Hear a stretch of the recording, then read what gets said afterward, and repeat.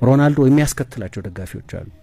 የሆነ ቦታ ሄዶ ይጫወታል፣ የዛ ክለብ ደጋፊዎች ሆናሉ። ከዛ በፊትም ከዛ በኋላም ምንም አይነት ሴንስ ኦፍ ሎያሊቲ የላቸውም ለነዛ ቡድኖች እነዛ ሰዎች።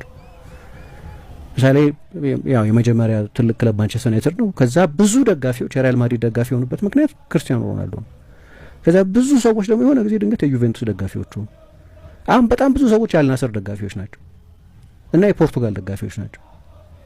ከዛ በኋላ የዩቬንቱስ ደጋፊዎች ሆነው የቆዩ አይመስልም። ምክንያታቸው ሮናልዶ ስለነበር እንዲህ አይነት ሱፐርስታርን የመደገፍ ቴንደንሲ አለ። ስለዚህ አንዳንዴ በትክክልም ይሁን በስህተት በጣም አይዶል የሚያደርጉት ሰው ተነካ ብለው ካሰቡ ያለው አግሬሽን የሚያስገርም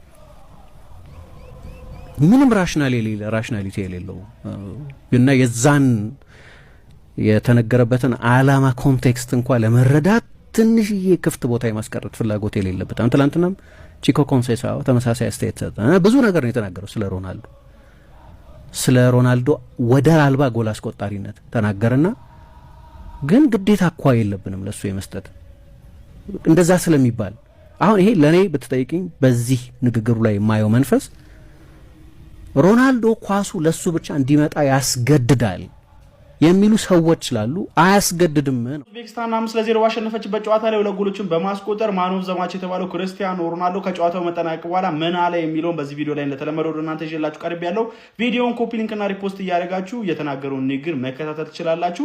እንግዲህ አንድ ሪፖርተር ለክርስቲያኖ ሮናልዶ ሜሲ ሁለት ጎሎችን አስቆጥሮ ነበር ሲለው ለቀጣዩ ጋዜጠኛ ወደ ቀጣይ ጥያቄ ሂድ ሲል መልሶ ነበር። ከዚህ በተጨማሪም ጎል ካስቆጠርክ በኋላ አምባክ እያልክ ተመልሻለሁ እያልክ ስትናገር ነበር ወደ ካሜራዎች ተብሎ ቀረበለት ጥያቄም አዎ ያንን ብያለሁ ምክንያቱም እነሱ እንዳይረሱት ነው ሲል ተናግሯል። ክርስቲያኖ ሮናልዶ የሚዲያ ጫኖችን በተመለከተም እንግዲህ ከውጭ ያሉ ጩኸቶችን መቋቋም በጣም ከባድ ነው፣ ነገር ግን እኛ እንደ ቡድን ህብረታችን ጠንካራ ነው ሲል ተደምጧል። ክርስቲያኖ ሮናልዶ አክሎም እንግዲህ እነሱ ጫማ ብሰቅል የተሻለ እንደሆነ ሲያወሩ ነበረ፣ ነገር ግን እኔ አሁንም ቢሆን እዚህ አለው ሲል ተደምጧል። ለማንኛውም ወደ ሌላኛው የክርስቲያኖ ሮናልዶ ንግግር ከማለፌ በፊት ቴምር ስቴት በከተማችን አዲስ አበባ አይን በተባሉ አካባቢዎች ላይ መኖሪያ ቤቶችንና ሱቆችን በተመጣጣኝና በታላቅ ቅናሽ ይዞላችሁ ከች ብሏል። እናንተም እንግዲህ እነዚህ ጥራታቸውን የጠበቁ መኖሪያ ቤቶችን ከቴምር ስቴት ማግኘት ትችላላችሁ። ክርስቲያኖ ሮናልዶ አክሎም ጠንክሮ የሚሰራን ሰው ማንም ይሁን ማን ፈጣሪ ይረዳዋል።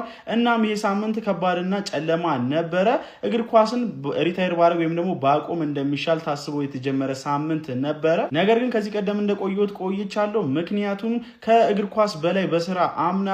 ከባድ ጊዜ ነበረ፣ ያንን አራግጣለሁ፣ ነገር ግን ያንን አልፈነዋል ሲል ክርስቲያኖ ሮናልዶ ተደምጧል። ከዚህ በተጨማሪም በ6 የተለያዩ የዓለም ዋንጫዎች ላይ ጎል ማስቆጠሩን ተከትሎ ሪካርድ መያዙን አስመልክቶ ለቀረበለት ጥያቄ እኔ እጅግ በጣም ደስተኛ ነኝ፣ ነገር ግን ዋነኛው ጠቃሚው ነገር ይሄንን ስራ ሰርተን ቡድኑ በዚህ ኮንፊደንስ ሌቭል ላይ መገኘቱ ነው። ያሳለፍነው ሳምንት ከባድ ነበረ፣ ነገር ግን ይሄ እንደሚፈጠር እናውቅ ነበረ። አላማችን ከግሩፑ ማለፍ ነው።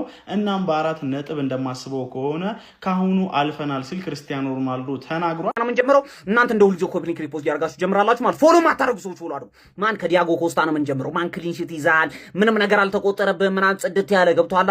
7 ከ10 እንሰጣለን። ከዛ ኑሩ ሜንዴዝ ጋር እንሄዳለን። በስመአብ ምን አይነት ጨዋታ ነው? ሙሉ ጨዋታውን ሲሮጥ የሰው ልጅ እስከ 90ኛው ይሮጣል፣ እስከ 90ኛው ይሮጣል። አንተማ የሆነ ነገር ትጠቀማለህ፣ ዶፒንግ ትጠቀማለህ መሰለኝ። አንተ በጣም ነው የምትችለው። ማን 10 ከ10 ሬናቶ ቬጋ የአየር ኳስ አያልፍም። ማን አንተ የሆነ ምናምን ዝም ብለህ እዛ በርነማውዝ ምናምን መጫወት ትችላለህ። ፕሪሚየር ሊግ ና እኔ ይጠራሉ ገብቷል። ሬናቶ ቬጋ 9 ከ10 ያበደ ጨዋታ። ከዛ በኋላ ሩበን ዲያዝ ጋር እንሄዳለን። ማን ዲያዝን አስገባው፣ ልምድ አለው፣ ስቴብል አደረገው ገብቷል አይደል? ዲያዝ መግባት አለበት 9 ከ10 አንተ ራሱ ጆአው ካንሴሎ በኢየሱስ ክርስቶስ በስመአብ እንዴት ነው የምችለው ዲ ይህ ሰውዬ ዊንገር ነው እንዴ? 5 ሰው ያጥፋል። የሚገርም አሲስት የመጀመሪያው ገብቷል አይደል? ጆአው ካንሴሎ። ስለዚህ አንተ 10 ከ10 በስመአብ። ከዛ ጆአው ኔቬዝ ጋር እንሄዳለን። ኔቬዝ አንተ ራሱ የሚያምር ጨዋታ ነበር ስትጮት የነበረው ገብቷል። ኢንተርሴፕት እያደረክ ነበር፣ ያን ያህል ኢንቮልቭ አላደረክም፣ ግን አሪፍ ጨዋታ 8 ከ10። ቪቲኒያ ጋር እንሄዳለን። ቪቲኒያ በጣም ነው የምትችለው ገብቷል። አንተም ቴምፖውን ኮንትሮል እያደረግከው ነበረ። ከዛ በኋላ ጽድት ያለ ጨዋታ ድሪብል እያደረክ ነበር የሚያስፈልገው ሰዓት ላይ ምናምን ነገር 8 ከ10። ብሩኖ ፈርናንዴዝ ወይኔ በኢየሱስ ስም አሲስት እኮ አድርጎለታል። ማን ሰከንድ አፍ ላይ ሙሉ ጨዋታውን እየተጫወተ ነበር። አሬ ዩናይትድ ደጋፊዎች ይሄን ነው አመት ሙሉ ያያችሁት? ምን አይነት ስስታም ናችሁ? እንዴት ነው ማታካፍሉኝ ይሄን ነገር? አሁን ክረምት ላይ ተካፈልኳችሁ። ማን እንዴት ነው የሚችለው?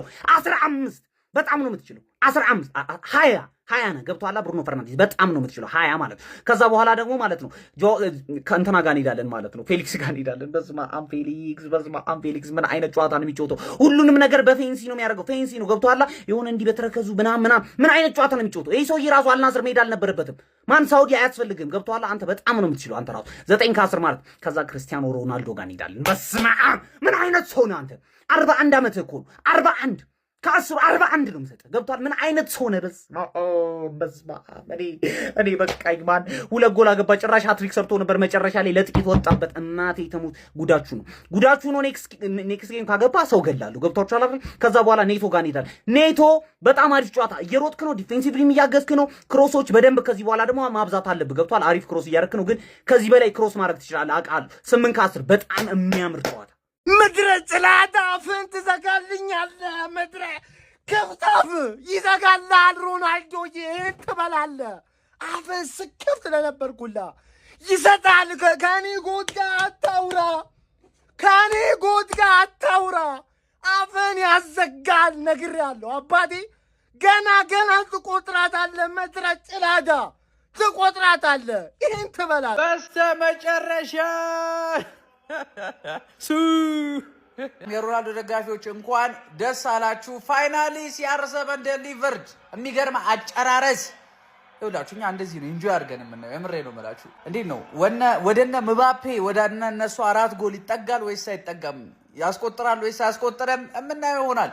ገና 6ኛ ደቂቃ ላይ ነው ማለት ነው። ከ2006 ጀምሮ 2010 ሳውዝ አፍሪካ፣ ከዛም ብራዚል 2018 ራሻ፣ ከዛም እንግዲህ 2022 ኳታር ላይ አሁንም እንግዲህ ፈርስታፍ ብቻ 2 ምንም የማይወጣላቸው ጽድት ያሉ ጎሎችን ማስቆጠር ችሏል ማለት ነው። በተለይ መጀመሪያው ጎል እንደዚህ ያስብላል።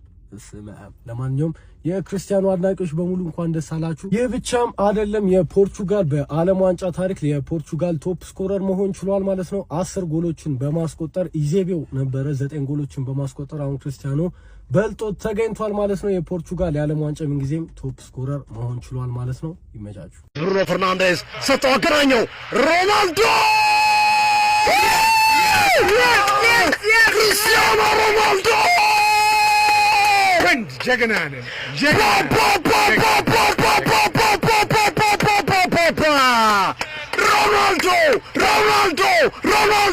ሮናልዶ በአርባአንድ ዓመቱ በዓለም ዋንጫ በትልቁ መድረክ ላይ በአንድ ጨዋታ ገና በ38 ደቂቃ 2ኛ ጎል።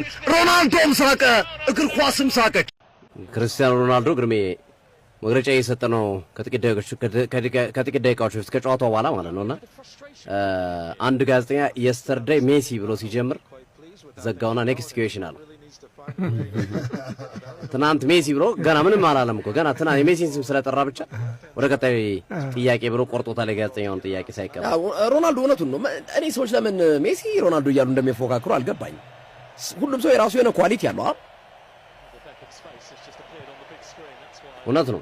በዛ ላይ ሮናልዶ 41 ዓመቱ ነው፣ ሜሲ 38 ዓመቱ ነው። የ3 ዓመት ዲፈረንስ አላቸው። ነገ ነው 39 ዓመቱን የሚይዘው። ግን ያው ጤነኛ ከሆነ ኮምፒቲሽኑ ብዙ መጥፎ አይደለም። ግን ይሄ ግን አሁን ለምትን ሆና ማብሸቂያ ሆና በመበሻሸቂያ ከሆነ ጥሩ አይደለም። አይተህ ከሆነ በሳውዲ ፕሮ ሊግ ራሱ ከአልናስር በተቃራኒ የሚጫወቱ ቡድኖች በሙሉ ሜሲ ነው የሚሉት ሮናልዶን ለማናደድ።